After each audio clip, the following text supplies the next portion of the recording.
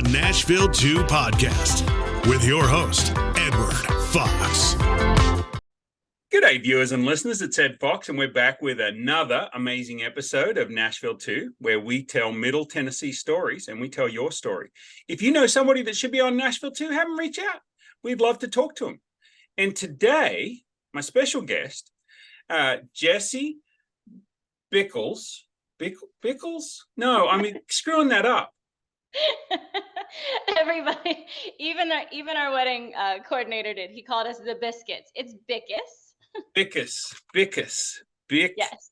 Okay, Bickes. Okay, I'm gonna say spell it so I can read it. Okay, so look, you don't have to be a fantastic, articulate, educated individual to be on this show, but it certainly helps because the host ain't. So, Jessi, thanks for coming on the show. I'm excited. We met through networking, and I came by your booth, and I think there's with what you guys do in the radon field, testing and the encapsulation and everything else. We'll get into that in a minute, but I definitely wanted to have you on the show to talk about that. So, did you grow up in Middle Tennessee? I did not. Actually, I've been here now for a decade, which is the longest I've ever been. But my husband is one of the rare unicorns that was born and raised in Nashville. So. Oh, okay. Well, so you married into it. I married into it. There you go. Okay, that qualifies. So tell me a little bit about it. Which part of the Nashville metro or Middle Tennessee do you guys frequent, or do you live in? We live in Nashville, actually, in Germantown now. Oh, okay. We actually sold a farm in Kingston Springs in April and then have moved to the city life now. So the opposite of what everybody else is trying to do. Yeah, exactly. Okay. Yeah. But it's been nice. We're closer to the office now, and we've been growing a lot. And it's nice to be able to call an Uber and get a ride somewhere and have date nights. And there you go. Instead of forgetting to pick up groceries or something and having to traipse back into town to get what you need, right? Exactly. Yeah, been there, done that. I lived in Kansas for 30 years, and we were just outside of Wichita by about 30 minutes. But it cut down on all the Uber stuff and all the eats and the pizza delivery, and cut down on all of that. But the costs went up in other areas. Every time you turned around, something was going wrong on the farm and you had to spend money. So. Oh, absolutely. Yes. Yeah. No more goats or cows or horses, chickens. Still kept the dogs, but there you go. Cool. So how did you and your husband get involved with the Radon business? Tell me a little bit about that.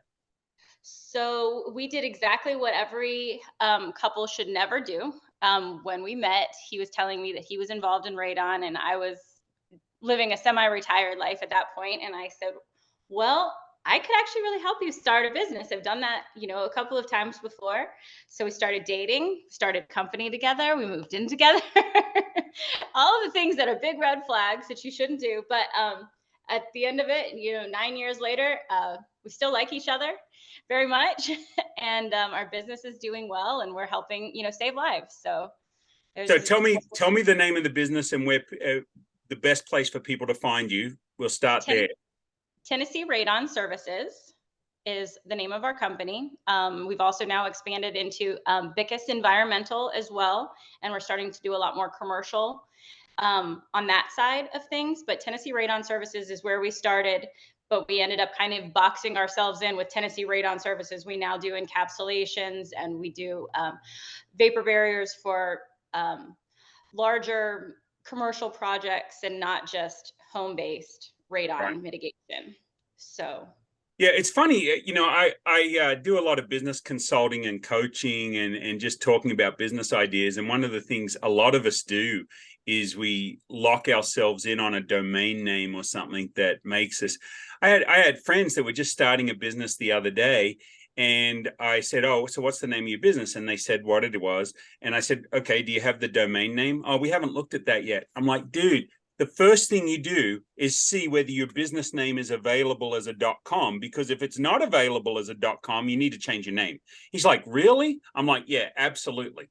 And teaching people that. So the other way around that is to add a landing page So you buy the domain. So for you, environmental services, for encapsulation, I've got a friend that teaches SEO, and he has a landing page for each different industry that he goes after. And they all basically say the same thing, but it's particular. Like if he's after accountants, it's the landing page for accountants, and then it's the landing page for HVAC, and so he teaches all this stuff. And I think sometimes business owners don't realize that, but you guys are pretty sharp and on the ball about what you're doing. The website looks good. Have you had that redone recently? We're always working on it and evolving and changing some things up. So yeah, the only thing with my old eyes is the white text on the yellow background is on the gold background is a little hard to see. Well, then we'll see what we can do about that and work on helping your old eyes too. That's right. Well, I think about who are your homeowners and who are commercial. And I think the thing that's always interested me about radon is you can't see it, you can't smell it. You know, how do we know it's there? And so talk to us a little bit about what homeowners should be doing on a regular basis, how often, what they should be doing. Well, a common misconception is, I just bought a brand new house, it's on a slab, there's no way I could have radon in my home. Well, that's very false. And so a lot of people will also, they'll test for radon when they first purchase a house and then never purchase the house again. Well, our earth is constantly moving. Everything around us, the air, the ground beneath us, we're having earthquakes in Tennessee. They're blasting everywhere. Your neighbor's putting in an in-ground pool beneath you. That's all going to change the composition of the earth that's beneath your house. And radon comes from the breakdown of uranium in the soil. And your house acts like a vacuum and sucks that radioactive gas in. And so if your house does test, positive, you can fix it. It's not an issue. It's not something that you need to sell your house for. You can fix it. And if it does not test that way, you need to remember to test again in 2 years. Every 2 years, it's good to just test your home and know that you're breathing healthy air, because it does change. The air outside changes, and the composition of your soil is changing, and all of these things that are happening on the planet do change. Right. So do you guys have a program by chance that if somebody comes to you and what do they do? They buy a test kit, or how do they do that? So you can buy a test kit. We also do what's called a continuous radon monitor, or a CRM, and that's placed in the home for 48 hours. And that gives you continual readings every hour of what your radon level is. And so that helps to show you where your highs are and your spikes and where your lows are, and then gives you an average. And now radon is based on the average that you're going to have. And, the detrimental health effects obviously come from a long-term exposure. Yeah. Yep. So, but in real estate transactions, which is where most of the testing comes from, that's usually a continuous radon monitor. Now, we do also do charcoal test kits that we sell that can be deployed anywhere from 2 days to 90 days to 365 days, depending on what type of test you're looking for to have in your home. What we do always recommend is that people, if you are going to buy, there's so many cheap radon testers that are not EPA approved that people will buy, and then they'll freak out and think they have a radon problem, or it's not reading right, and so they think that they don't have a radon problem. Don't use a device that isn't EPA approved. Got it. That makes sense. And so they can reach out and find you via the website and get information from you. I'm sure there's articles and there's different things that they can read that you guys have done. I wonder, so you don't really deal with residential consumers year after year after year. You're dealing more with the sale and purchase of homes and that transition, or both? Well, that's normally where most of the clients are coming from. And that's why we do a lot of, where I met you was an outreach with the realtors, because the realtors are the people that are telling Tennessee, here's where your problem is. And so if your realtor isn't explaining to you, I am also working very closely with ARS, which is an American Association of Radon Scientists. And we're trying to lobby to make radon testing something that is mandated. for the sale of the home, instead of just saying, to my realtor, should I test? And some realtors will be ethical and say yes, and some realtors, they just want the sale of the home, Right. or they don't know about it necessarily. And so it's not something that everybody always knows about. Well, I don't think it's a lot of top of mind awareness. I mean, with all the networking I do over the years, I've been hearing about radon and radon testing, but when we bought a house, I've never done it because it's not top of mind. I don't think about it. So in general public, in your experience, what is the penetration of awareness and understanding of radon? It seems like it might not be very high. It's not. And that's why, if there's ever anything that you want to do, like an outreach program, like on Friday, we're doing a golf outing for the Huff Project. They're also a lung cancer group that has helped raise awareness about radon and lung cancer and everything. But the problem is that most people feel that lung cancer is because of smoking. They say, well, you got lung cancer because you were a smoker. The fact is that radon is the second leading cause of lung cancer. And a lot of people, die from lung cancer that never smoked a cigarette a day in their life. And so it's not, lung cancer is the least funded cancer, even though its rate is higher than pancreatic cancer, breast cancer, colon cancer combined.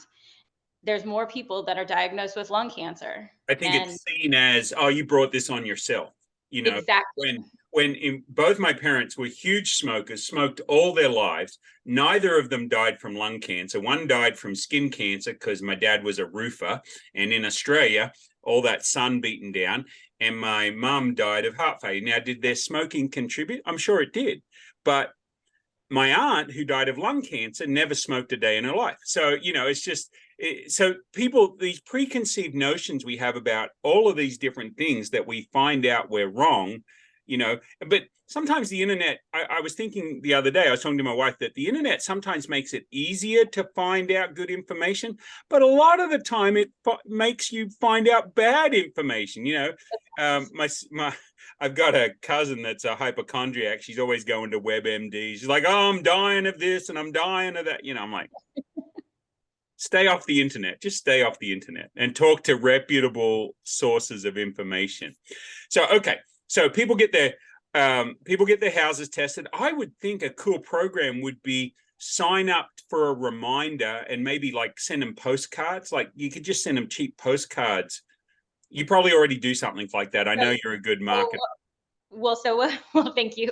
But so what we do offer for people that have their radon mitigation systems and lots of big words. Lots of big words. Yeah. Once they have that, they can sign up for a service plan, and we go out there yearly and make sure that the fan is clean, the pipes are clean. We deploy a year-long test, and so we are keeping up with those clients that want to make sure that those systems are staying in place. Cool. Because I was going to say we could make room on the postcard for a dad joke, and so they won't. And you've got so many of them. So I've got, where dads keep their dad jokes is in a database. I had a friend that is starting a new business selling yachts out of his attic. Sales are going through the roof. Sales are going. I was getting there. Yeah. I knew you were. But so, this is one of the things I love talking business, and I love having business owners, and they can be nonprofit businesses. Somebody said the other day, they go, oh, have you ever done a nonprofit business? I said, oh, I've had plenty of businesses that never made a profit. They were nonprofit businesses, right. And I've had a few that have made profit. So I don't care whether it's a actual 501c3, C4, C6, whatever the designation for. I love having them on and talking about stories about their journey, because think about it. You guys solve a problem that not enough people know exists. It's out there. It must be frustrating sometimes that feel like you're beating your head against a brick wall trying to educate the public and other business owners and other commercial property owners to the need for this. As a business owner, it can be tiring paying cash for everything you need. Well, there's a better way. Introducing Trade Bank of Nashville. Our bartering service lets you exchange goods and services without the need for cash transactions. Trade Bank helps businesses like yours reduce expenses, bring in new business, and keep your cash where you need it most. Find out more and join our barter network today. Start getting what you need without paying cash, because sometimes barter is just smarter. Apply today at nashville.tradebank.com. Is that probably your biggest challenge? Well, of course, a lot of people will say, "Oh, it doesn't exist." And I go can't out. see it, I can't smell it. It doesn't exist. Exactly. And when I first started giving speeches about this sort of thing to real estate offices 8 years ago, would have somebody in the back. I've been in real estate for 30 years and I have never come across radon in any place. And I said, "Well, sir, are you testing for it?" "Well, no." Well, then how can you? It's not going to glow bright green in the basement. Right. You have to It test doesn't ooze out of the walls. it. I got it. Oh yeah. So I went to the Air and Space Museum, but there was nothing to see there. That's Right. the joke you can use, right? It's like, yeah, it's like going to an Air and Space Museum. There'd be nothing to see there. There'd be no reason to go. So I think radon is another one of those things of like CO2. Is it what's the other monitor? The Carbon dioxide. Yeah, right. Yeah. That would be another thing. And we always had a tester down in the basement, not right next to the furnace, but out in the family room. And my kids are like, "Why'd you spend $50 on that tester or whatever? It's never gone off." I said, "That's a good thing. If it goes off, we're in trouble. It's worth $50, So Right. I'm surprised they don't do a bloody smoke detector, radon detector, carbon monoxide detector, annoying mother-in-law detector. I think they could put all that together. I think the annoying mother-in-law detector is one on its own. Oh yeah, that's probably doesn't belong in there. I just, who knows? Okay, so you're doing, yeah.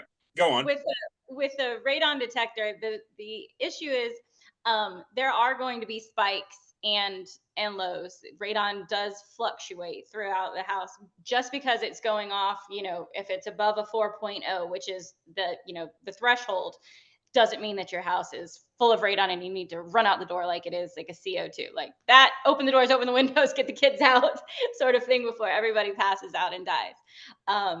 You will have spikes when the weather changes and all of a sudden your HVAC is starting to, change up what it's doing in the air, differentiation in the house. Your house acts a little bit more like a vacuum. And when you're turning on the AC and then the heat and on the AC and then the heat, it does fluctuate a little bit more during those months. Or those, as we have them in, Nashville, it'll be a week of hot and then a week of cold and then a week of hot, and you can't figure it out. But, but yes, I think a lot more people are starting to realize that, radon is something to think about and is an issue, but we're always working to try and, increase public awareness for it. I wonder how many points of interest or points you could talk about, like on a YouTube channel or a TikTok channel or Reels on Insta or something, and talk about radon to raise awareness about it or how to do that. That would be an interesting marketing challenge, I think, to make it. Yes, absolutely. And if you find somebody that's much less camera shy than me, then we're hiring. Okay, well, there you go. I'm always looking for a new gig. I'm a good pitch man. I could pitch just about anything. I don't know if I had these. Did I have my round tuits when you No. Okay, so I just got these done. Poker chips made into round tuits. You know how people say, "Oh, when I get around to it." When I get around to it, I'll do that, So you guys should get some round tuits, and you could say, "Hey, when you get around to it, you should test for radon," right? And not because people say, "Oh, when I get around to it," and so you go, "No more excuses. There's your round tuit." For those of you that don't know, I'm holding up a little poker chip, and it says the word TUIT on one side of it, and it's a round poker chip. So a round tuit. My uncle used to use those. One time he came over to me and I was mowing the lawn, just got finished. And he said, "Hey, when you get around to it, would you come mow our lawn?" I said, "Oh, yeah, I could do it on the weekend." He said, "No, here you go. Here's your round to it. Do it this afternoon." I'm like, That's pretty good. One day I'm going to get those. So, it's those sort of things that creating top of mind awareness and keeping people aware. My other favorite business idea, when you're talking to commercial people, what you do is you take this plastic foot. Guys, I'm holding up a plastic foot that goes like in a woman's shoe that puts on display, sort of like a foot mannequin. And did you paint that toenail? Yeah, I painted the toenail. I went to Dollar Tree and I got 2 different colors. I've got a question. If you love shopping at Dollar Tree, does that make it idolatry? I don't know. It's actually $1.25 tree is what it is, because everything's $1.25 now. But imagine this: you got a commercial client, you're trying to get a foot in the door. So you put this in a box with a couple of brownies. You put a Post-it note on the brownie that says, just trying to score some brownie points. And then you put some peanuts in, you put this in there, you paint the toenails and you put it in there and you shut the flaps and you put a note on that says, hi, my name's Jessi. And I just want to be totally transparent. I'm just trying to get a foot in the door. Something else that you can't see, you can't smell. You'll have to dig around in the box to figure it out. But I think we should definitely meet, something along those lines. If they've got no sense of humor, you're not going to hear from them. But if they've got a sense of humor, they're going to want to meet you just for doing that, right? And you could send those boxes to big clients or big real estate firms. They'd love that. And then if they don't take your call, you follow up with a postcard and says, come on, you looked at the foot. I thought I nailed it. You had them all colored. Anyway. Totally. Totally. There you go. I like that. I like what you did there. Okay, so Jessi, when you guys, I'm learning from the best. Yeah, there you go. When you and Casey aren't working, what are you doing? You got kids? I mean, you got dogs. I heard them in the back. We have dogs. We have 3 dogs. We have a Great Dane, a hunting lab, and a pound puppy that is full of love. Puppy. Doesn't mean it weighs a pound. You bought it from the pound? Yeah, we got her from the pound. Okay. Yeah, she's a mixed bag of all sorts of things. Right, all sorts of issues. Yeah, so your Great Dane eats more than a kid would eat, probably. And then does the Great Dane try and sit on your lap? Always. Yeah, he just needs to be near, especially after he's done eating. He needs to be reassured that he's beautiful. So. Yeah, I've been there, done that. We've got friends with a Great Dane like that just. You'll be sitting on the couch and he'll just come up and plop on your lap. I'm like, dude, you're killing me here, Okay, so when you're not working, what do you guys do? Well, Casey is an avid hunter. He's actually headed next week to go hunt for elk. Fingers crossed we get one this year. A lot of meat? Excuse me? A lot of meat. Bring home a lot of meat. A lot of meat, yes. Yep. And he's a duck hunter with our dog River. So they spend a lot of the time hunting in the winter. We just got a bass boat, so we spend a little time fishing. That my dogs are saying hello, and by that I mean he fishes while I read. Right. What do you like to read? I love to read a lot of different genres. I go from vampire smut to anything about, like, I just finished Waiter Rant, which I thought was hilarious, but quick reads, or else something that I'm totally involved in for 4 volumes or more. Right. Are you a JD Robb fan? Yeah. Yeah. So my wife got me hooked on JD Robb. We were lying in bed and we were normally reading a book, and about 10 years ago or so, she's reading this book and she starts laughing. And I'm like, what are you reading? And so she reads it to me and I'm like, that's cool. Like, she goes, it's written by Nora Roberts. I'm like, are you kidding me? Like, okay. After I'd sort of like started the first one, but I was hooked and I've read them all, right? All of the JD Robbs. We wait with bated breath for it to come out on our Kindle. We pre-order it. Luckily we're on the same Amazon account, because otherwise we both pay to pre-order it. Right. Like, have you already bought this book? It doesn't come out for 3 months. Oh yeah, I'm ready for it. Like, I want the next one, Yes. So that's how it was with Harry Potter. Like, oh yeah. Are you an Outlander fan too? No. Okay, there you go. My wife. Outlander back in the day when it was just a TV show, I enjoyed that, but maybe that was Highlander. No, I think that was Highlander. Yeah, there can be only one. Yes. Adrian Paul. I loved Highlander. I was so sad when that finished. But Outlander is she calls it historical romance. Yeah, with time travel. Travel. So we're watching 7 seasons of Outlander I think it's on Stars, but she started reading the books, and she reads a lot of, she likes a lot of police procedurals and that sort of like CSI type stuff. I've been reading a bunch of zombie novels. So this is why neither of you sleep. I don't. Because the zombie apocalypse and what's happening. Right. Did you see my, I don't know if we're friends on Facebook, but last night couldn't sleep, 3 a.m. Like I post a thing on Facebook, and it was pretty cool.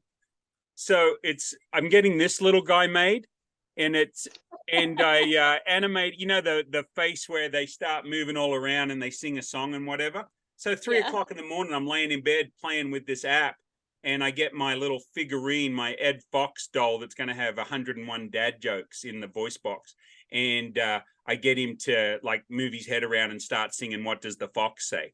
And my wife's like, she doesn't say, "What does the fox say?" She's like, "Really?" I said, "I've got the volume down really low. How can you even hear that?" He goes, "Go to sleep, or go out into the living room, or go to sleep." So yeah, we don't sleep. Is that a bobblehead dog? It's not. Well, his head is moving in this video, but it's not going to be a bobblehead. It's just going to be a regular resin figurine, and it's got a voice box in it. And I'm wearing actually the shirt I modeled. So I send this. I saw that. Right. So I got my I don't have them around, my American flag Crocs and my shirt, and I'm holding a koala because I'm totally qualified. So I have to have all my qualifications. Okay. So Jessi, we've got 3 minutes left. We haven't hit your hidden gems, and so let's hit your hidden gems real quick as we wrap up. G'day. How you doing? Good afternoon. Glad to see you. Yeah, oh, look, that voice sounds so professional. Patricia, meet Jessi. Jessi, meet Patricia. Hi, Jessi. It's one of the things I love to do is connect people, and sometimes people will jump out, but I actually remembered to forewarn you guys today that we might overlap a little bit. So Jessi and her husband are into the radon treatment, radon discovery, radon testing and mitigation. Testing and mitigation. There's those big words, man, that just mess me up. Okay, so your hidden gems. What are your 3 hidden gems? And we'll wrap it up right there. So I believe that we said I can look if you like. We love Urban Grub for lunch or for brunch, actually on Sundays. Wonderful oysters, charcuterie, the best pork tenderloin that Casey's had in a long time. The Jamaican food truck is amazing.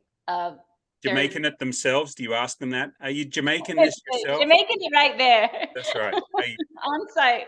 Their cabbage is fire. And the JW Marriott, if you're just going to go for some cocktails and overlook the city, you might even have it in your background over there. They bring out, instead of rolls or whatever, they bring out different types of French fries, and you watch the sunset. It's especially nice when the city isn't too full of tourists, but it's just gorgeous. That's one of the things I love about doing the hidden gems, because I hadn't heard of any of those guys. I've probably been to the Urban Grub food truck. No, that's not a food truck. The Jamaican is a food truck. Urban Grub. Sorry. 12 then I haven't been to any of those 3. So now I've got 3 more from my list, which is great. You won't be disappointed. Thank you so much. Well, Jessi, thanks for coming on the show, and we will have all this information in the show notes. Definitely would like. This is the Nashville 2 podcast with your host, Edward Fox.